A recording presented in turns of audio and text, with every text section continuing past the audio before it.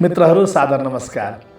अहिले गुरुकुल प्रोडक्सनका मित्र प्रीतम पाण्डेजीले सुन्दर प्रस्ताव राख्नुभयो, दशैंका बारेमा के बोलौँ गुरु भनेर। हामी नेपालीको महान चाड दशैं। नेपालमा बस्नुस्, नेपालदेखि बाहिर बस्नुस्, रातो टिका लाउनुस्, पहेँलो टिका लाउनुस्, सेतो टिका लाउनुस्। दशैं हाम्रो साझा चाड। मान्छेले नेपाललाई गरिब भने हेपे हो, हामी गरिब छौँ आर्थिक रूपेण हो, हाम्रो केही राजनीतिक व्यवस्थाको कमी कमजोरीले गर्दा हो, हाम्रो भू राजनीतिक परिवेशले गर्दा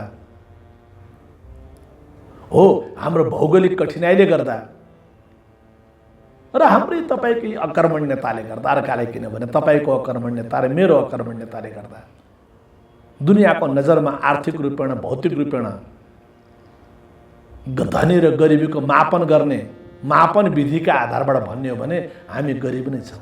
तर संस्कृति, दर्शन, चिन्तन, विचार, विरासतका हिसाबले नेपालले यस्तो कुरा दियो जुन कुरा दुनियाँसँग छैन।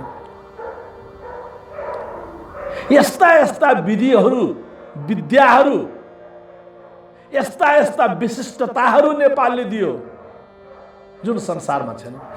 हो, ती मध्ये दशैं पनि हो। दशैं नेपालको मौलिक रैथाने चाड हो।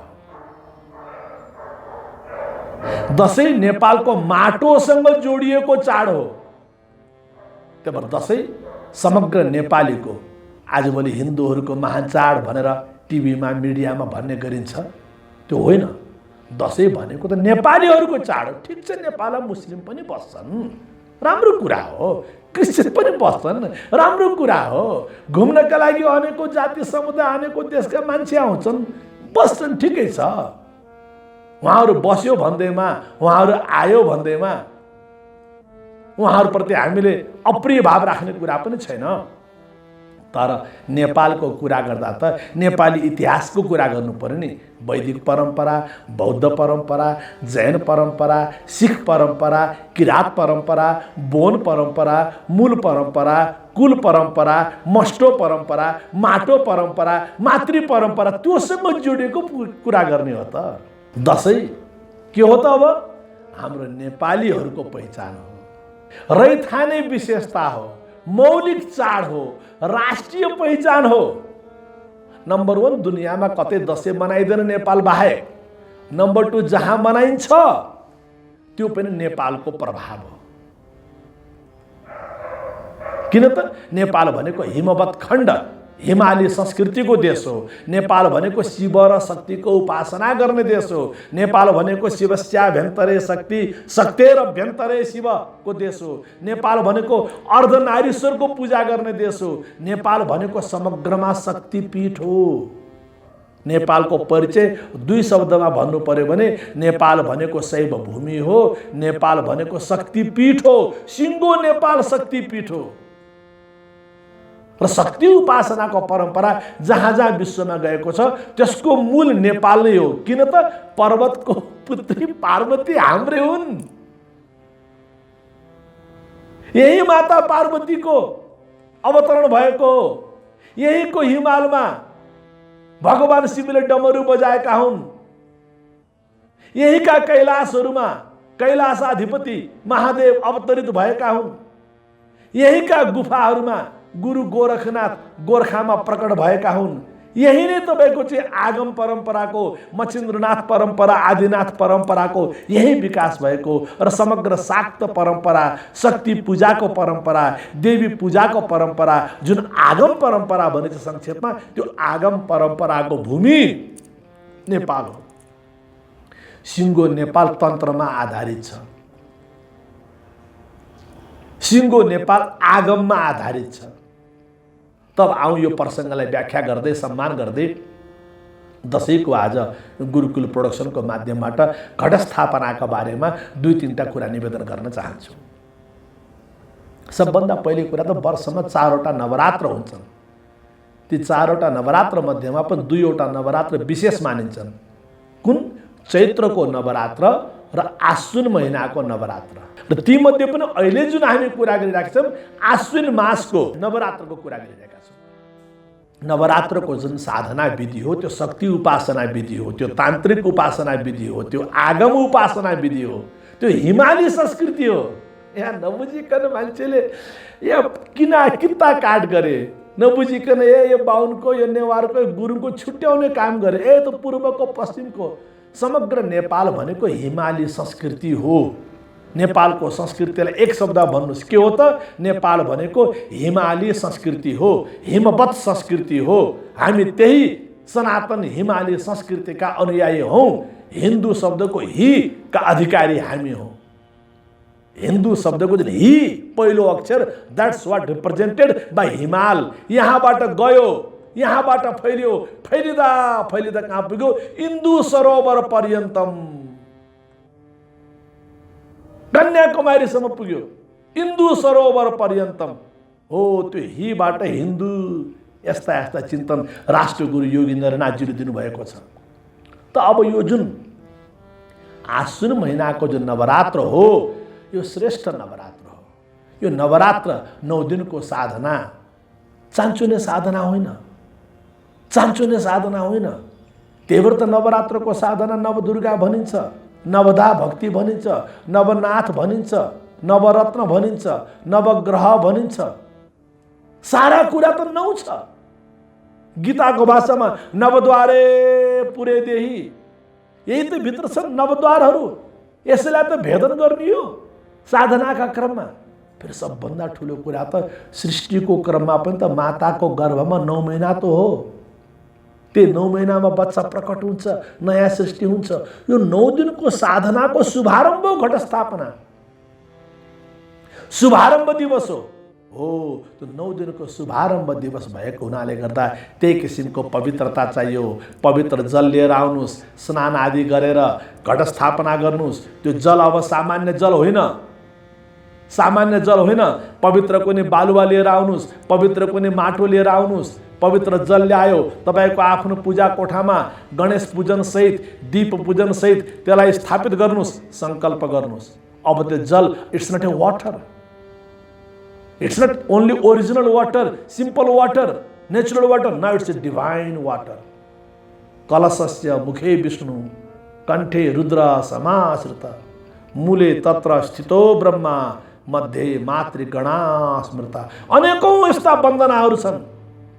अब त्यो कलशमा, त्यो घटमा त्यहाँ अब ब्रह्मा पनि त्यही छन्, विष्णु पनि त्यही छन्, रुद्र पनि त्यही छन्, सम्पूर्ण मातृशक्तिहरू त्यही छन्।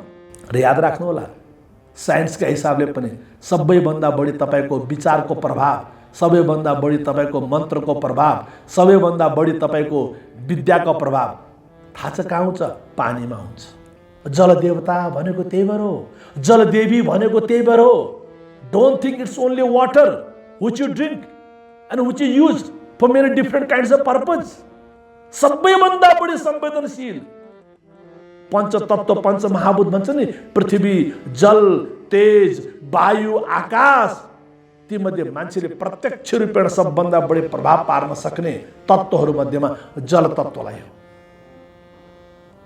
त्यही भएर त तपाईँको हरेक पूजा पाठपछि जल छर्किने चलन छ। अब त्यो जल सामान्य जल होइन, त्यो अभिषिक्त जल हो। त्यही भएर त पहिले ऋषि महर्षिहरूले श्राप दिनु पर्यो, वरदान दिनु पर्यो, पानी लिएर तथास्तु। अब त्यो पानी होइन, त्यो शक्ति हो, त्यो सिद्धि हो, त्यो महान विशिष्ट तत्त्व हो। किनकि जलले सम्पूर्ण तपाईँको मन्त्रलाई, सम्पूर्ण प्रार्थनालाई, सम्पूर्ण विद्यालाई त्यसले एब्जर्ब गर्न सक्छ। फेरि हाई क्वालिटी अफ एब्जर्भिङ।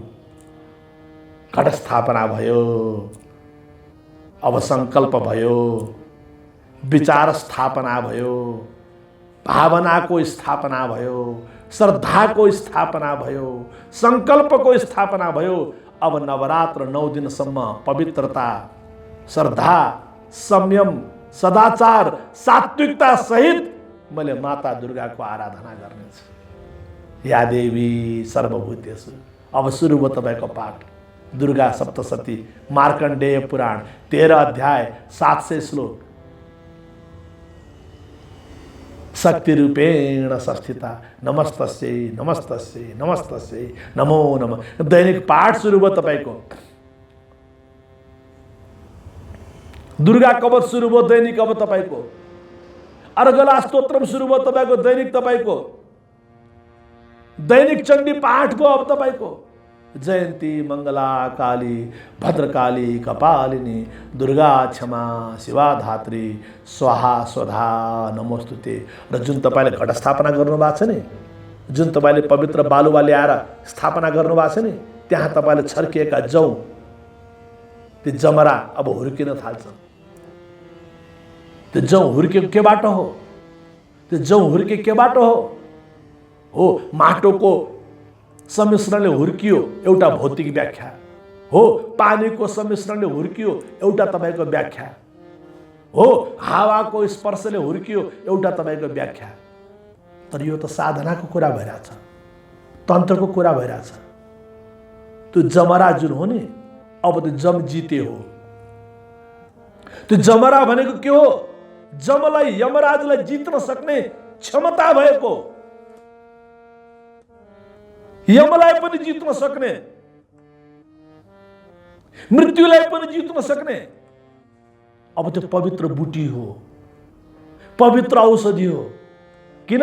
तपाईले दैनिक त्यहाँ जल अभिषिक्त गर्नुभएको छ, दैनिक मन्त्र अभिषिक्त गर्नुभएको छ, दैनिक प्रार्थनाद्वारा, भावनाद्वारा, श्रद्धाद्वारा, चेतनाद्वारा तपाईले त्यसलाई अभिषिक्त गर्नुभएको छ। तर घट स्थापना चान्चुने विधि होइन। मित्रहरू याद राख्नु होला, पातञ्जलि योग सूत्रको पहिलो सूत्र के? अथ योगानुशासनम। अनुशासन ठुलो कुरा रहेछ नि। अथ योगानुशासनम। अनुशासन 9 दिनको साधना हो, चान्चुने साधना होइन। देवीको साधना विशिष्ट साधना, 9 दिनको साधना। प्रथमम शैलपुत्री च, द्वितीयम ब्रह्मचारिणी, तृतीयम चन्द्रघण्टेति, कुष्माण्डेति चतुर्थकम, पंचमम स्कंदमातेति, षष्ठम कात्यायनीति च, सप्तमम कालरात्रिति, महागौरीति चाष्टमम, नवमम सिद्धिदात्री च। नवदुर्गा प्रकृतिता घटलाई साक्षी राखेर, जल देवतालाई साक्षी राखेर, र त्यही घट स्थापनामा सम्पूर्ण देवी देवताहरूलाई साक्षी राखेर तपाईले प्रार्थना गर्नुभएको छ। र त्यही जमरा तपाईले अर्कालाई लगाइदिनुहुन्छ। त्यसैबाट तपाईले सबलाई आशीर्वाद दिनुहुन्छ। यो हो दशैंको विजयादशमी, विजय गर्ने, आफैमाथि विजय गर्ने। बडा दशैं, दशैं धेरै छन्, तीमध्ये चैते दशैं र यो बडा दशैं। बडा दशैंको शुभारम्भ दशमी, 9 दिनको साधनाको शुभारम्भ, 9 दिनको साधनाको शुभारम्भ घट स्थापनाबाट भयो, नवमीमा समापन भयो। र त्यो साधना सम्पन्न भइसकेपछि पवित्रता सम्पन्न, प्रार्थना सम्पन्न, पूर्णता सम्पन्न, सामर्थ्य सम्पन्न, विद्या सम्पन्न भइसकेपछि बल्ल 10औं दिनमा तपाईले टीका लगाइदिने, आशीर्वाद दिने भएकोले दशमी भनियो। सुरुवात कहाँबाट? घट स्थापनाबाट। जसको घट स्थापना बलियो हुन्छ, पवित्र हुन्छ, उसको सिङ्गो दशैंको साधना पूरा हुन्छ। तपाईलाई घर विशाल बनाउनु छ, जग बलियो हुनुपर्छ। त्यही भएर जगको पूजा भन्छन् नि, नेपाली संस्कृतिको विशेषता जगको पूजा गर्ने, जगको पूजा गर्ने नेपाली संस्कृति हो। त्यही हाम्रो सनातन हिन्दू संस्कृति हो। जग पूजा सम्पन्न भयो भने सम्पूर्ण पूजा सम्पन्न हुन्छ। घट स्थापना तपाईको सही मानेमा पूर्ण भयो भने सम्पूर्ण नवरात्रको साधना पूरा हुन्छ। धन्यवाद, नमस्कार, ओम शान्ति।